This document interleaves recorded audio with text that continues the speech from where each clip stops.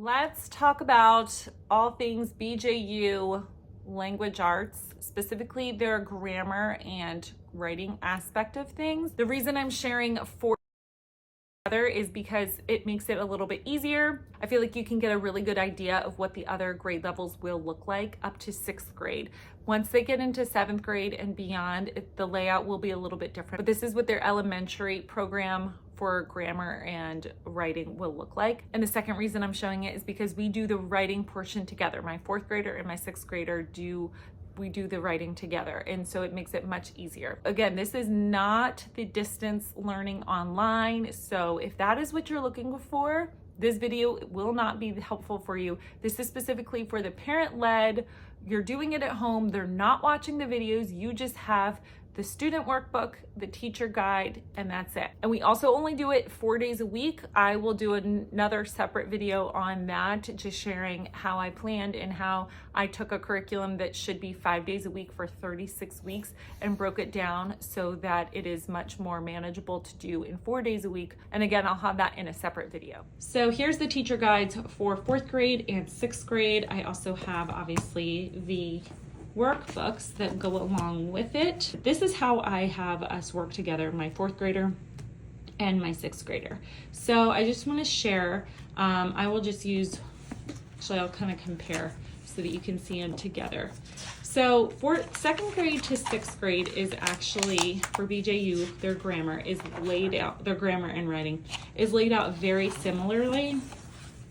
So it is going to show instead of focusing on everything all at once, they're going to focus, okay, this chapter we are just worrying about grammar. So this one will be sentences, this one is writing. And it's gonna alternate back and forth. Nouns, writing, verbs. Obviously 6th grade is gonna be more in-depth and expect more than the 4th graders. But the layout is gonna be consistent. Writing, study and reference skills, that's grammar, writing. And it's going to go all the way till chapter 16. Pronouns, writing a tall tale, writing historical fiction. Verbs, so these are actually exactly the same. They're usually working on the same thing at the same time as far as their grammar goes. Writing a compare and contrast, writing a research report, adjective, adverbs, and this is going to have prepositions, business letter, and lastly, sentences, phrases, and clauses, and writing poetry and writing a cover letter. So I was like, I have 2 children in different grades. They're kind of close in age, but not super close, you know, they're not in the same grade, but they're close enough that I can make this work.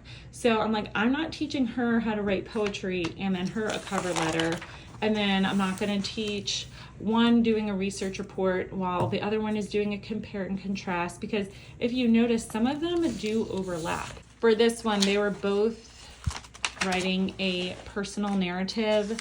They both were writing a research report, but this is chapter 8, and this research report is chapter 12.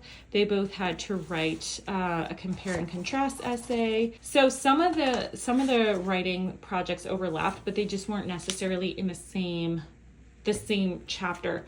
And so I'm like, I really do not want to make things more complicated than I need to. So what I did at the beginning of the year is I went through and I kind of read, okay, which ones do you want to do? And there's 8, there's 16 chapters altogether. 8 of them are grammar, and they do those independently.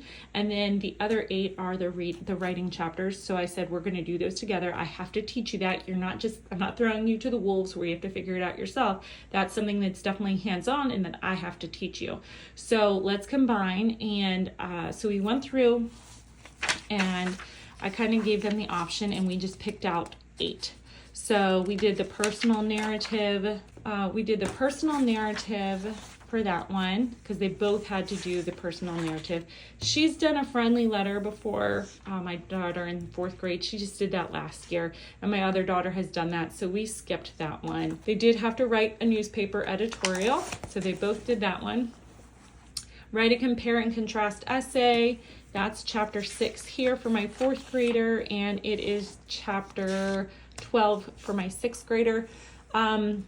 My sixth grader did this one independently because my daughter was sick for a whole week, actually 2 weeks, like back to back pretty much.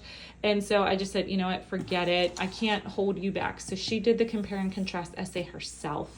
But that was one of them. Then the next one is write a book review for that one.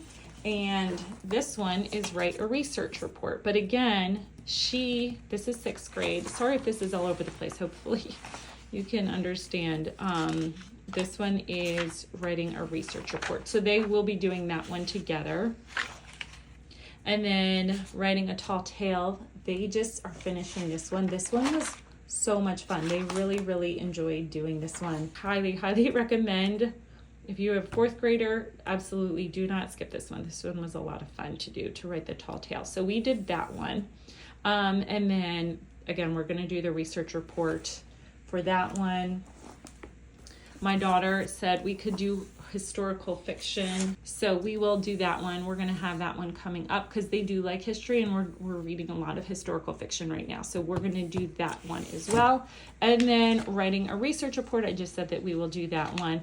Writing a business letter, I think we are going to skip that one for now, just because again, she's in fourth grade, sixth grade. We will focus on that more as they get a little bit older. I'm not really worried about a business letter when they're 10 years old. Not to say we will never do it. Of course we will. It's just not right now. And then she will be doing writing poetry. That will be hers. And then she will be doing, we did the compare and contrast. We will be doing either a limerick or free verse or poetry. I'll let them choose one of these, limerick, free verse, or poetry. And then the last one is writing a cover letter. I think I'm not going to do that one. So there are 8 total. Some of them we skipped in here. Some of them we skipped in here, but I didn't do all of them for all my kids because that would be a lot. I didn't want to add more work for their, for their workload. So they each had 8 things, and some of them they're more excited about than others, but this will just keep it so that way I can do both of this together. And again, I do hold my sixth grader at, I do expect more of her and require more of her than I do my fourth grader. So in case you're like, well, your fourth grader, she's doing sixth grade, historical fiction, I'm obviously going to keep it more at her level. But this is just something that will make it more streamlined and they can do together. So this is an example of a writing chapter. So here they gave an excerpt from A Father's Promise. So we read that, and then it's going to give writing instructions. They always give a rubric for every single writing chapter, so you know exactly what you're looking for, which I find so helpful, especially because you're like, I don't know how harsh or lenient to be when I am grading this. I don't know what to remind them to look for, and writing can be so abstract, and there can be so many aspects of it, and so much that you are trying to check off and make sure you are fitting in, that it can be, you're like, did I forget something? Did I add something too much? So this is, I find very helpful. So planning, drafting, revising, that has a title, an introduction that leads to the instructions, and it gives, this is exactly what you should be looking for. And then they wanted them to do an oral report. Not all of them have oral reports, but this one did. And then did they spell the words correctly? Use correct grammar. Now, I don't go through and give them points like, okay, you get 6 points for this one, but I do make sure that it checks all of those boxes. So what it would do is precise wording and detail. So this chapter is giving instructions. So here is the teacher guide. The instructions of what you would teach would be on here. This is what their book will look like inside. This is the student book, the workbook. And then it will give, so here, and they do this for every single writing chapter as well. They give, all right, this is, they usually say like, Sarah, she wrote instructions of how to do a picnic, packing a picnic lunch. So here's the example for this chapter. And it is, here are instructions that Charity wrote to explain how to make candy sleighs. So we would go through and read all of that. And this gives them a really good idea. So it's not just some vague, like, here, write instructions, where it's like, you know, they don't think it has to just be like 3 little sentences, but also not like a 10-page, you know, 10-page novel of how to write instructions. It's 1 page, and I think it gives them a good idea. And then it's just going to go through the writing process of, like, it breaks it down, each lesson. And then the materials needed, it tells them how to do an outline. Here's what Charity's outline looks like. Okay, now you do it. And then this page is left blank for them to do the rough draft. This is how to make the candy sleighs. So this is the revising. Basically, they say, okay, her friend looked at it and had these tips to give to her. So cross these things out, and just some things to think about.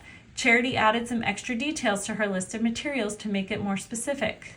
And so just things that she added that would give them ideas of mistakes that they might be making. And then it gives them a revising checklist that they need to look through. And again, this just helps keep it so much more, it just helps out so much with that, making sure that they're getting everything.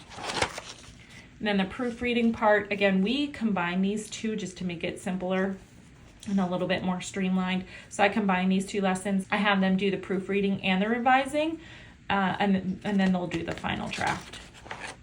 But again, this is just showing exactly what the steps that she did.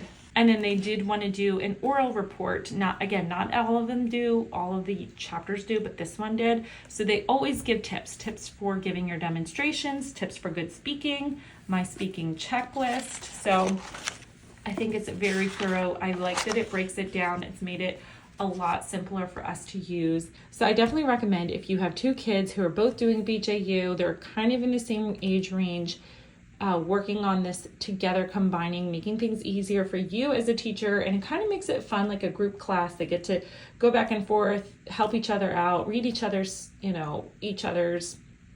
essays or paragraphs or whatever it is that they're doing. It just makes everything much more efficient. We only have so much time as busy homeschoolers, and I think that this helps make things so much better. I really enjoy doing this. None of us really love the writing process, but you got to do it anyway, and so this has just been really good to do it together. If there's anything that I did not cover, or you have any questions or need some clarification, please leave a comment down below so that I can answer that for you. If you found this video helpful, you can give it a thumbs up. I would truly appreciate that, and I will see you guys soon. Bye.